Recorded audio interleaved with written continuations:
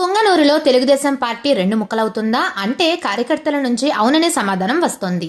పుంగనూరు నియోజకవర్గంలో టీడీపీ పట్టు నిలుపుకోలేకపోతున్నట్లు తెలుస్తోంది. కార్యకర్తలను ఏకతాటిపైకి తెచ్చే ప్రయత్నంలో ఇన్ఛార్జ్ చల్లాబాబు విఫలమైనట్లు సమాచారం. గ్రామ కమిటీ నియామకాల్లో తెలుగు తమ్ముళ్ల మధ్య విభేదాలు కారణంగా తెలుస్తోంది. దీనిపై చల్లా అంటున్నట్లు వ్యవహరిస్తున్నారట. చంద్రబాబు పొంగనూరులో పట్టు సాధించాలనే లక్ష్యానికి నాయకులు కార్యకర్తలు నీళ్లు జల్లేస్తున్నారని పలువురు గుసగుసలాడుతున్నారు. రొంపిచర్ల మండలం పెద్దగొట్టిగల్లు గ్రామ సమీపంలోని వీఎంఆర్ కళ్యాణ మండపంలో సోమవారం జరిగిన నియోజకవర్గ టీడీపీ కార్యకర్తల సమావేశంలో బల ప్రదర్శనే ఇందుకు నిదర్శనంగా నిలిచింది. పుంగనూరు నియోజకవర్గంలోని సోమల మండలానికి చెందిన మధుసూదన్ నాయుడు బెంగళూరులో రియల్ ఎస్టేట్ రంగంలో రాణిస్తున్నారు. ఆయన చాప కింద నీరులా పుంగనూరు నియోజకవర్గ ఇన్ఛార్జ్ కోసం సీఎం చంద్రబాబు, మంత్రి నారా లోకేష్ దగ్గర ప్రయత్నాలు చేస్తున్నట్లు సమాచారం.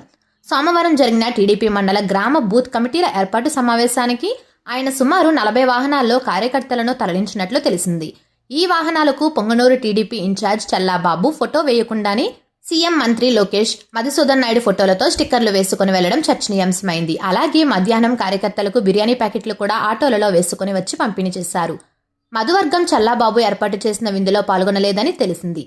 మండల గ్రామ కమిటీలలో మధువర్గానికి మొండి చేయి చూపినట్లు సమాచారం. సొంత మండలం సోమలలో కూడా చల్లాబాబు వర్గానికి చెందిన సుబ్రహ్మణ్యం నాయుడుకు మండల కన్వీనర్ పదవిని కట్టబెట్టేందుకు ప్రయత్నాలు జరుగుతున్నట్లు తెలిసింది. అలాగే సమావేశంలో కూడా మధుకు మాట్లాడే అవకాశం ఇవ్వకపోవడం కోసమెరుపు. సమావేశానికి టీడీపీ నాయకులు ఎస్కే రమణారెడ్డి, సీఎం సురేష్ వంటి నాయకులు కూడా హాజరు కాలేదు.